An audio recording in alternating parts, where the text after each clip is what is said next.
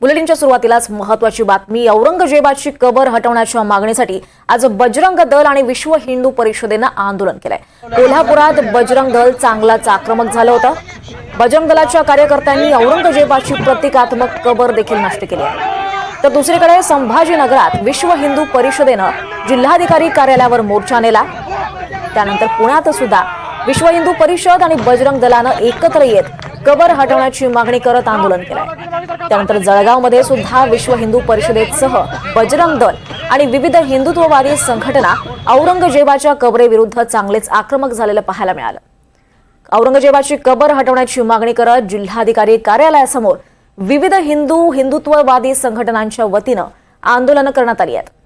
नागपूर आणि जळगावात सुद्धा जोरदार निदर्शनं, जोरदार आंदोलनं करण्यात आली आहेत. हे दृश्य आपण पाहतोय. कोल्हापूर, संभाजीनगर, पुणे, लातूर, जळगाव आणि नागपुरात विविध ठिकाणी आंदोलन करण्यात येत आहेत. गेल्या काही दिवसांपासून औरंगजेबाच्या कबरीवरून राजकारण हे तापलंय आणि त्याच पार्श्वभूमीवर आज ठिकठिकाणी आंदोलन करण्यात आली आहेत. विश्व हिंदू परिषद आणि बजरंग दलाच्या वतीनं आक्रमक होत कबर हटवण्याची मागणी करत जोरदार घोषणाबाजी करत ही आंदोलन करण्यात आली आहेत. कोल्हापुरात कबरीचं प्रतिकात्मक कबर ही नष्ट करून आक्रमक होत आंदोलन झाली आहेत.